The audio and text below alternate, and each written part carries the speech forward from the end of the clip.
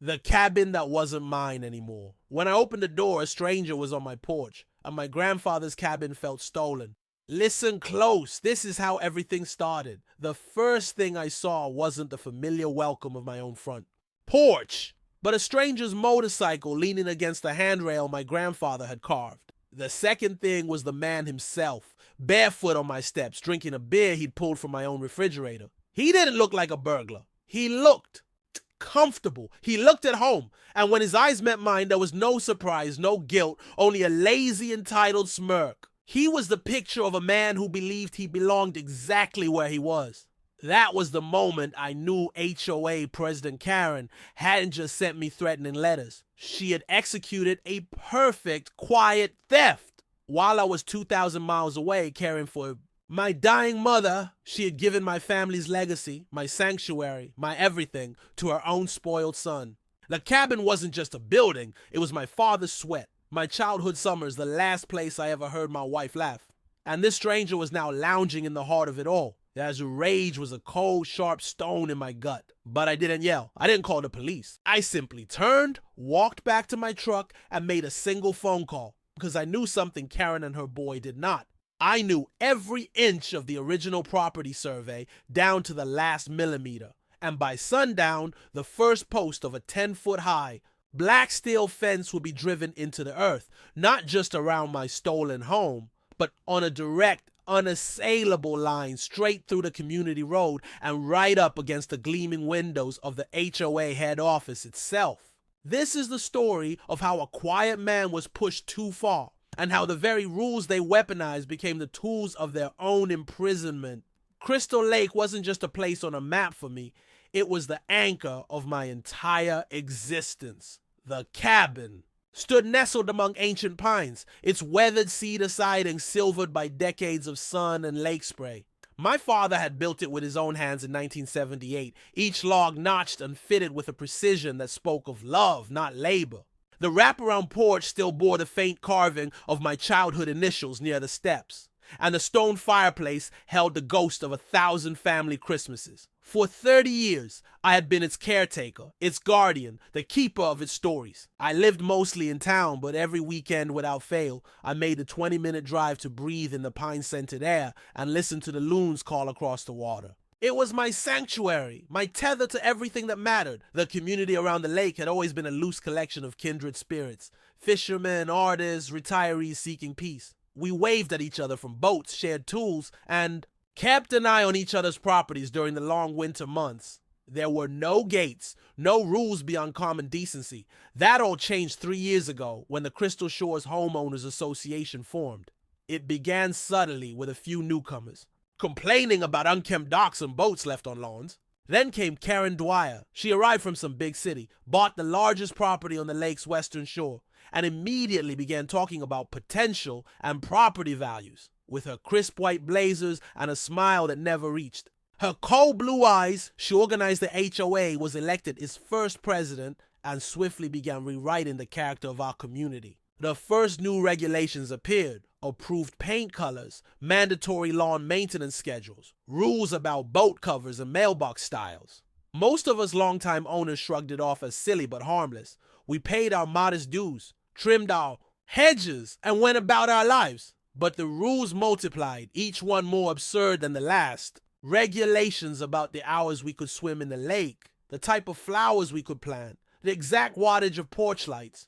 Karen and her small board of newly arrived supporters began patrolling in golf carts, armed with clipboards and measuring tapes, issuing violation notices with a religious fervor. The fine started small, but grew increasingly punitive. Old man Henderson, who lived here since the 60s, was fined for the unauthorized birdhouse his late wife had painted. Ms. Gable, the sweet widow down the shore, received a notice demanding she remove the wind chimes on her porch because they violated the auditory aesthetic of the community. There was a new tension in the air, a silent war between those who remembered what Crystal Lake was and those who wanted to remake it into some sterile, manicured resort. I kept my head down, maintained my property immaculately, and tried to stay out of the fray. But I watched. I noted the way Karen's eyes lingered a little too long on the older, more modest cabins, the ones on the prime waterfront lots. There was a calculation in her gaze that had nothing to do with community spirit and everything to do with acquisition. My cabin, though humble, sat on one of the most beautiful points of the lake. I should have known it was only a matter of time before that calculating gaze fell upon me and my legacy. When I opened the door and saw a stranger on my porch, I knew this wasn't a mistake. It was a theft. What would you do if you found someone living in your family cabin? Tell me in the comments, would you call the police immediately or would you do something else first? A forged deed and the first blow. The county record said my name was gone and a notarized deed belonged to someone else. The paper looked legal. The truth was far uglier. The call about my mother's stroke came on a Tuesday morning in early March. The world shrank to the size of a hospital room in another state. I locked the cabin door, asked my neighbor Joe to keep an eye on things, and left without a second thought.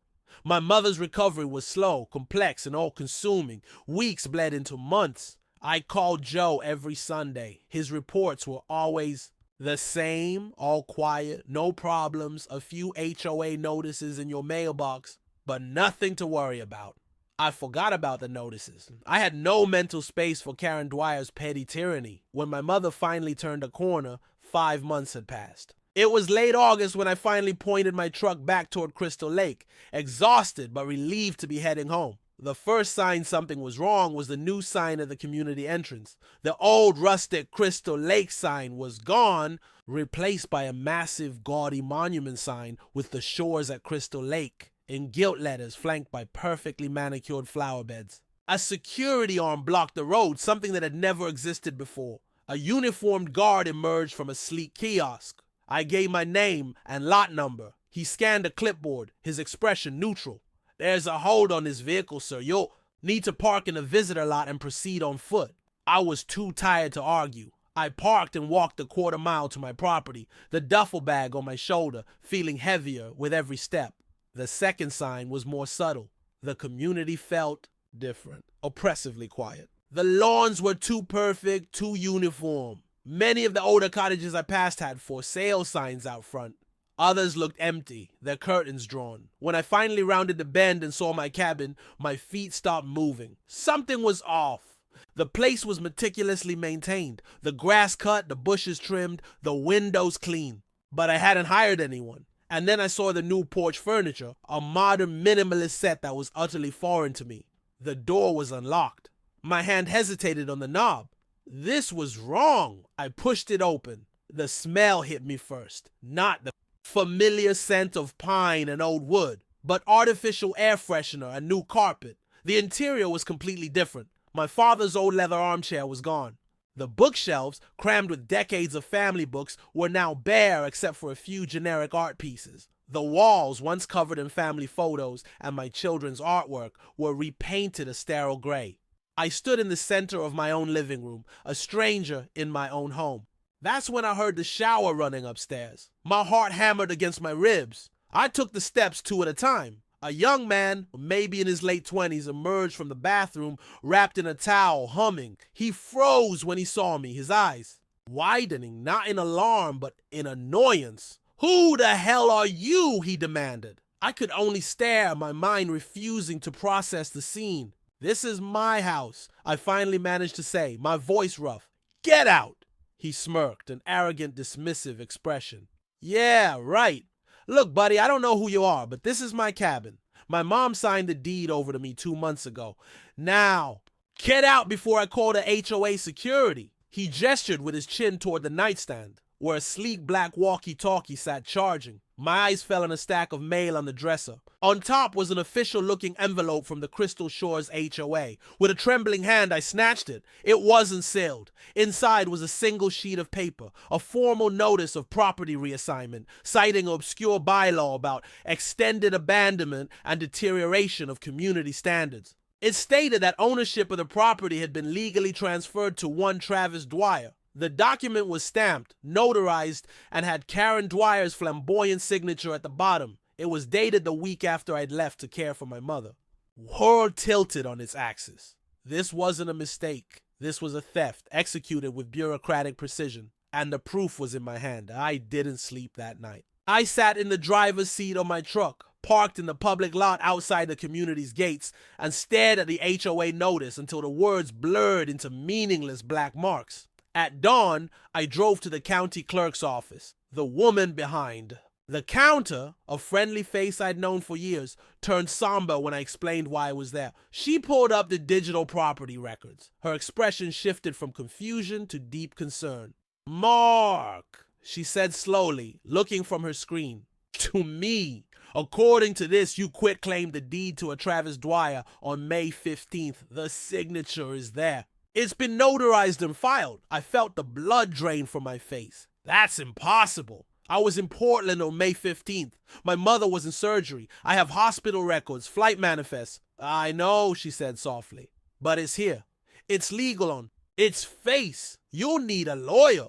My next stop was Joe's house, a small cottage on the opposite side of the lake. He answered the door looking older, more worn than I remembered. He didn't seem surprised to see me. He listened to my story, his face grim. When I finished, he just shook his head. "I tried to warn you, Mark. Those notices in your mailbox, they weren't about your grass. They were violation upon violation. Unpaid fines that piled up. I called you, left messages. I never got them," I whispered, the horror dawning. My phone had been spotty in the hospital, my focus entirely on my mother. Joe explained that after a certain dollar amount of unpaid fines, the HOA bylaws I had never truly read, allowed for a lien to be placed on the property. And if the homeowner was deemed non-responsive and the property abandoned, the board could petition to take ownership to settle the debt. Karen had used my absence, my distraction, like a surgical instrument. She had created a debt, declared the abandonment, and then somehow forged a deed transfer. They'd forged my signature, filed a notarized deed, and the county record said it was legal. I felt the air leave my lungs. If the law said it was done, how the hell do you get your life back? If you discovered paperwork like that showing someone stole your property, would you fight in court or try something else? Tell me what you do. Check out next part for more.